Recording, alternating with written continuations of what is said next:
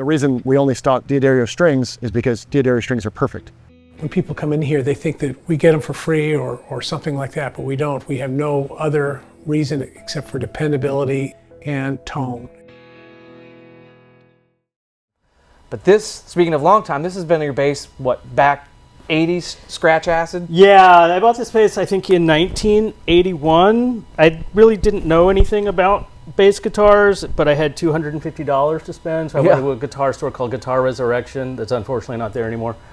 And I just walked in and bought what I thought was the nicest looking bass that I could buy for $250. Yeah. So this is what I walked out with, and it's actually still works pretty well for me. I feel like it's like probably the best $250 I ever spent. Yeah. I would say it's a worthy investment. I like the single coil pickups. I like the maple neck. I like the black block inlays.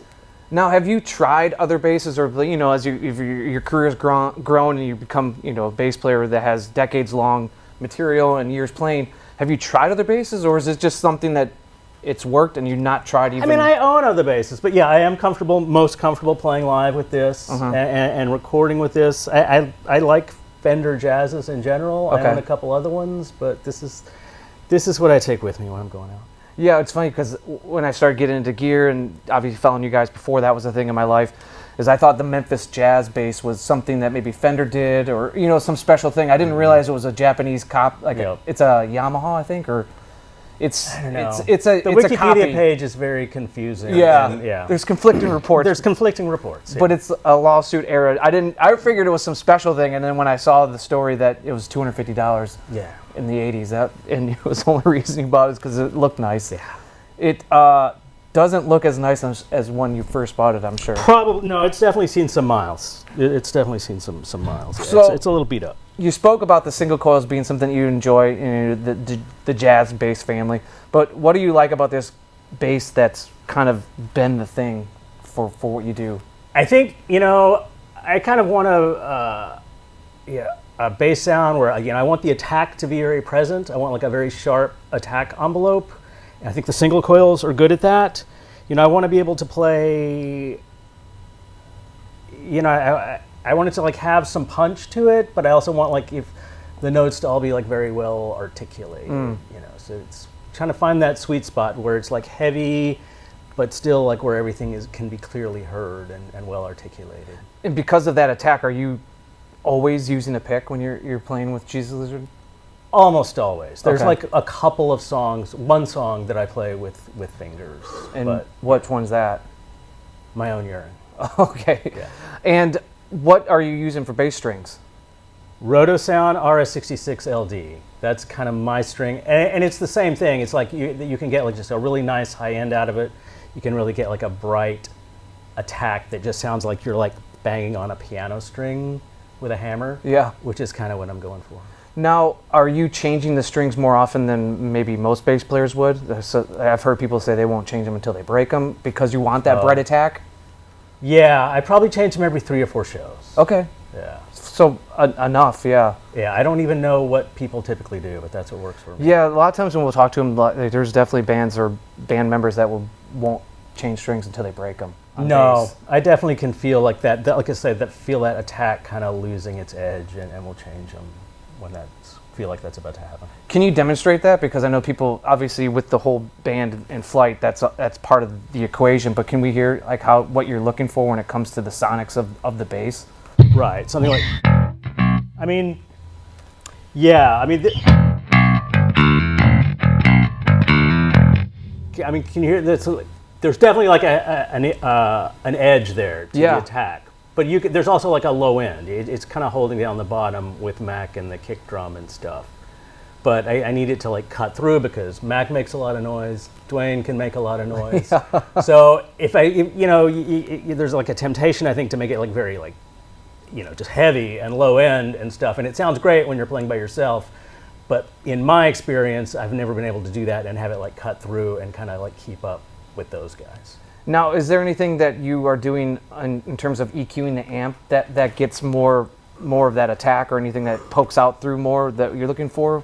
Yeah, I mean, there's the Gallien-Krueger amp. This is the amp that I've played for a long time. I mean, it's kind of like the classic, like, scoop so at the kind of the classic mid-range scoot, where there's like a little bit more. I put in a little bit more high end, more bass. Sometimes on some songs I have that mid-range contour button in. Sometimes I don't. It kind of depends on the song. Okay. Yeah, it's kind of like a pretty standard rock EQ thing. Yeah. Yeah. And so you alluded to that you recorded rack with this, or were there other instruments that you used? Rack was recorded mostly on, like, the other amp that I like almost as much as this, the Gallien-Krueger 800 RBs, is the Ampeg SVT CL. Okay. The classic. The classic series. And that, we set them both up and we kind of A-B'd them, Paul and I. And I think we settled on the SVT for most of Rack. Okay. Yeah. And what about the Memphis bass? Was that the predominant bass? That's the only bass. Oh, wow. Yeah. Man. And do you even bring up a backup, or is on tour? Oh, no, I don't. It's a good idea, but I mean, just if it works. I haven't done that yet. Yeah. I never break strings, so. I know that these are just kind of rented for the rehearsal here, but I assume they're 15s? Yeah, they are 15s. I typically do play through a couple of 15s, or sometimes also an 8x10. I like the Ampeg 8x10 cabinets. Yeah, what's your standard current, I just had seen you guys a few weeks ago in Birmingham at the end of the tour. What were you normally running through that US run? That was a 15 and a 4x10. Okay. But I think I kind of wasn't that crazy about it, and I think moving forward I'm just going to do two 15s. What don't you like about the 10s? Asking you about something that happened weeks ago, but like, what do you, if you can articulate that? Well, they were like rented gear. And, Oh, okay. Yeah, it is hard to articulate. Yeah. It's probably hit or miss when it comes to renting gear, in terms of what you Yes. can get, and then also if it's quality. Right. And also, a lot of them like put a limiter in some of those cabinets and not tell you, and that can be frustrating. Interesting. I had some of that to deal with on this last tour. That was, thank you. Thank you, Gand Music, Chicago, Illinois. Well, what do you have at your feet? I know that I've seen pictures online, and we had talked about it before we were rolling, is that a rat was part of the equation. I know a red snapper was. I like this, that distortion pedal. I like that it's got like the little two-band EQ, and I can wind up the bass a little bit, and I don't have like the low end falling out when I step on it. Okay. Which was a problem I had with the Rat. Like, I like the distortion of the Rat, but I just felt like I was always losing the low end. Mm-hmm. And then this, what is that? The chorus, I use that just on like a couple of parts of a couple of things, and then the Phase 90 I use on like literally one part of one song. I don't really use those very much. Probably 90% of this time I'm just straight into the amp, but they're there sometimes just to entertain myself. Are you changing any of the settings on the bass itself? No, with volume? This is all just everything. It's just, all 10s. I do that, yeah. Yeah. And then are you, I guess, managing the dynamics based on how you're hitting the strings itself? Yeah.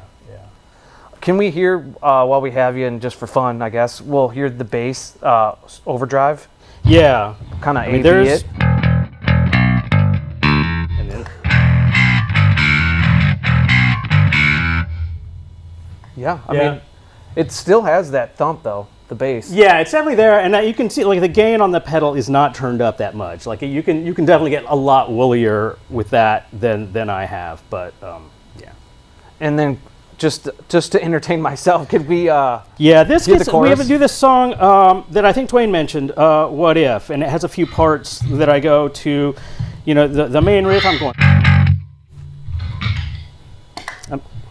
Notice. Yes, and then I go to these parts up here.